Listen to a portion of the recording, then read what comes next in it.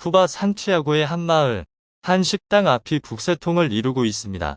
이 마을의 제일 가는 맛집이라고 소문이 자자한데요. 이 식당에서 파는 음식 메뉴에는 뭐가 있는지 몹시 궁금해집니다.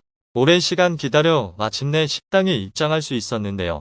이 식당에서 파는 음식은 아니나 다를까 제육볶음, 불고기, 잡채 등의 한식이었습니다.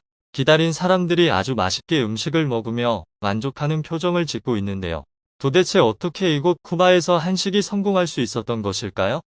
얼마 전 저희 채널에 올라왔던 쿠바의 카밀라 메넨데즈 씨의 딸의 이야기와 비슷한 사연이었는데요.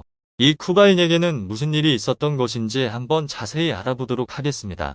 해당 사연은 쿠바인 다나의 아쿠스타 씨가 제보해준 이야기와 SNS 내용을 바탕으로 재구성된 스토리입니다. 안녕하세요. 저는 쿠바에 사는 다나이라고 합니다. 저는 30대 후반 여자인데요. 한국인 여러분은 쿠바라고 하면 어떤 생각이 드시나요? 아마 이름만 들어도 여행지, 이미지를 떠올리는 분들이 있으실 것 같아요. 원래 저는 쿠바에서 공무원으로 일하고 있었습니다. 그런데 몇 년 지나지 않아 이 직업에 신물이 나기 시작하더군요. 쿠바는 사회주의 국가인데요. 쿠바 공무원이었던 저는 스스로 사회주의 시스템 자체의 한계를 뼈저리게 느끼고 있었습니다. 정부 사람들은 일을 열심히 하지 않아요. 서류가 쌓여 있지만 내일 하면 되지 하고 놔둡니다. 그리고 내일이 되면 또 미루죠. 자신의 일이 아니라는 생각 때문입니다. 정부에서는 일 잘하는 사람에게 상장을 주지만 그건 우리에게 중요하지 않았어요. 물질적인 보상으로 돌아오는 게 없었거든요. 일을 열심히 하건 안 하건 월급이 비슷한 구조에서는 열심히 일할 동기부여가 되지 않습니다. 비단 저뿐만 아니라 대부분의 공무원들이 인센티브 부족을 직장의 문제로 꼽았었어요. 사회주의 국가 특성상 일자리의 대부분을 차지하는 공무원들의 처우는 꽤 열악합니다. 월급은 대개 15에서 25세우세 정도였어요. 한국 돈으로는 많아도 2만 원이 안 되는 수준이죠. 배급으로 받는 식료품을 감안해도 이 돈으로는 한 달 중 15일에서 20일밖에 살 수 없었습니다. 그래서 대부분 사람들이 직장에서 아침 8시부터 오후 5시까지 일하고 그 이후엔 생존을 위해 다른 일을 했습니다. 투잡이라고 하죠. 택시 운전이나 수선업 등 다양합니다. 쿠바 사람 중에 월급으로만 사는 사람은 거의 없다고 보면 되는 것이죠. 하지만 월급으로만 사는 사람이 있었어요. 그게 바로 저였습니다. 급여가 너무 적어서 빠듯했지만 그나마 저희 가족들이 모두 일을 하고 있었고 저보다는 벌이들이 훨씬 좋으셨어서 제 급여가 다 떨어지면 가족들에게 기대어 살았습니다. 저는 꽤 철이 없었던 편이죠. 어쩌면 지금도 그래요. 퇴근 후에는 TV나 보면서 시간을 보내는데 2013년에 본 적 없는 스타일의 드라마가 TV에서 나오더군요. 쿠바의 국영 TV, 까나라바나에서 한국 드라마 내조의 여왕이 나오고 있는 것이었어요. 저는 깜짝 놀랐습니다. 공산당이 관할하는 공중파의 한국 드라마가 방영되다니. 쿠바는 특히 남한이 아닌 북한과 더 밀접한 공산국가라는 점에서 상당히 획기적인 사건이었습니다. 그건 그렇다 치고 드라마를 계속 보는데 너무 재미있는 거예요. 그렇게 재밌는 건 태어나서 처음 봤다고 말할 수 있을 정도였다니까요. 그러면서 한국인들이 부러워졌습니다. 한국인들은 이렇게 재밌는 것들을 매일 보겠지? 이후 쿠바에는 다양한 한국 드라마들이 방영되었고 저는 꾸준히 챙겨보았습니다. 한국 드라마가 너무 재밌는 나머지 쿠바에서 한류가 과열되는 양상을 보일 정도였어요. 그러자 정부에서는 드라마 방영 시간을 프라임타임에서 주말타임으로 미루었지만 한류는 꾸준히 저변을 확대해오면서 2015년경에는 자생적 한류 팬클럽이 탄생했죠. 저는 당연히 한류 팬클럽에 가입했고 꾸준히 한국의 것들을 챙겨봤습니다. 그러던 어느 날 쿠바 공무원 감원이 행해졌습니다. 몇 년에 한 번씩 있는 일이어서 다들 늘 경계하고는 있었지만 막상 닥치면 많이 당황스럽죠. 그런데 그 일을 제가 당하게 됐습니다. 한국인분들은 공무원이 이렇게 해고당하는 것을 이해하기 힘드실 것 같아요. 한국은 민주주의 국가니까요. 한국에서 젊은이들이 공무원을 목표로 하는 이유는 웬만하면 절대 해고되지 않기 때문이라고 들었어요. 그런데 쿠바는 사회주의 국가라서 공무원 해고가 가능한 것이었습니다. 한국에서는 사기업에서도 직원 해고하기 어렵다던데 참. 그렇게 회사에서 쫓겨난 저는 당장 직업을 구하지 않고 잘린 김에 좀 쉬었어요. 당연히 잔소리를 듣게 됐죠. 저희 엄마는 관광업을 하셔서 집에서 돈을 가장 많이 버셨고 아빠는 식당을 하면서 꽤 괜찮게 돈을 버셨죠. 심지어 동생조차 자신의 일을 하면서 저보다 돈을 많이 벌고 있었죠. 언제까지 이렇게 게으름 피울 거니? 당장 새로운 일 구하지 못해?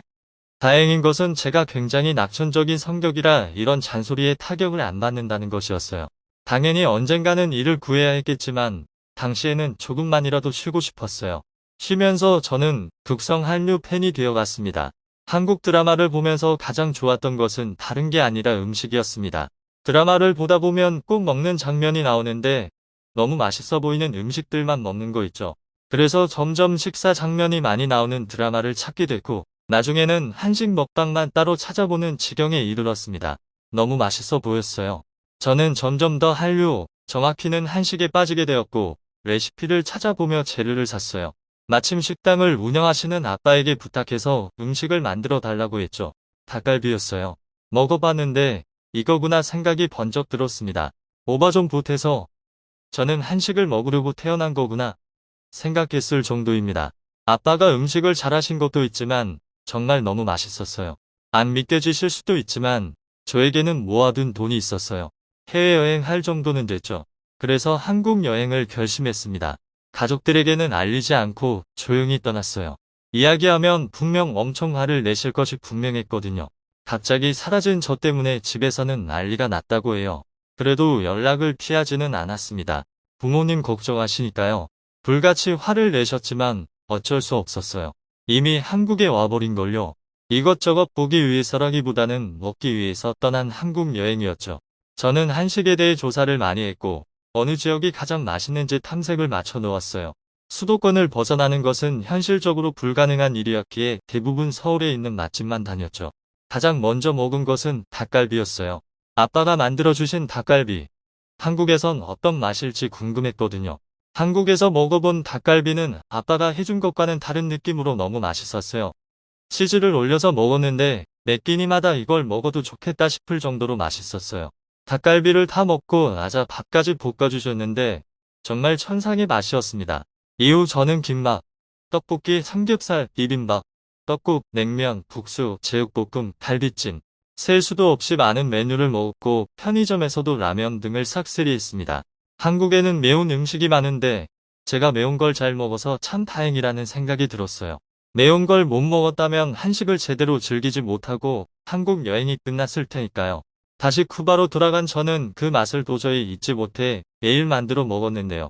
그것만으로는 해소되지 않았고 점점 제가 좋아하는 한식으로 일을 하고 싶어지더군요. 그래서 저는 아빠처럼 식당을 하기로 마음먹었어요. 처음에는 당연히 욕을 먹었죠. 한국에서 막 돌아왔을 때도 거의 맞을 뻔했습니다.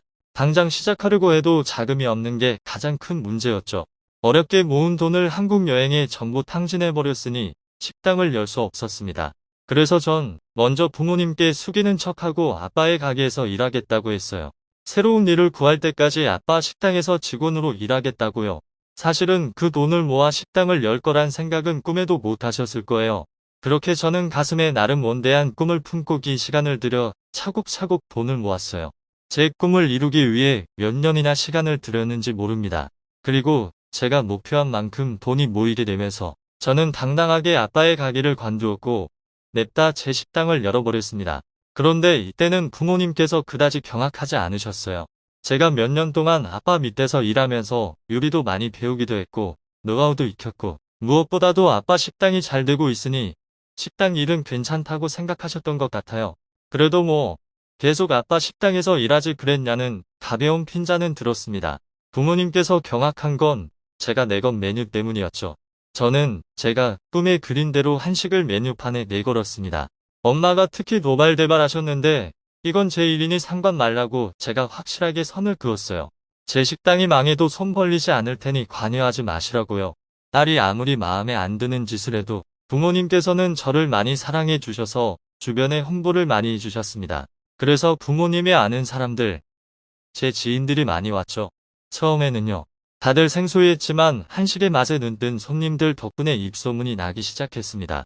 안전 궤도로 올라가기까지 시간이 꽤 들 줄 알았는데 맛집 소문은 산불처럼 순식간에 번지더군요. 저에게는 정말 감사한 일이죠.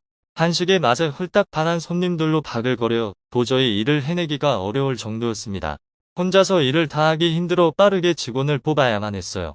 오픈 러시인가 싶었는데 몇 달이 지나도록 식당이 잘 되는 겁니다. 그렇게 한 달 동안 제가 벌어들인 수익은 아빠 가게와는 비교할 수도 없었고, 저희 집에서 가장 돈을 잘 버시는 엄마보다 수십 배 많은 돈을 버는 사람이 되어버렸습니다. 동기부여 안 되는 공무원을 하다가 한식을 만나 인생이 뒤바뀌게 되어 저는 지금 너무 행복합니다. 돈을 많이 벌어 가족들 호강도 시켜드렸고요. 손님이 너무 많아 바쁘긴 하지만 그래도 무척 행복하네요. 지금까지 한식을 만나 성공하게 된 다나이 씨의 사연을 소개드렸는데요. 어떻게 보셨나요? 클립 뉴스에서는 여러분의 사연을 기다리고 있으니 소개해주고 싶은 사연이 있으시면 언제든 제보 바랍니다.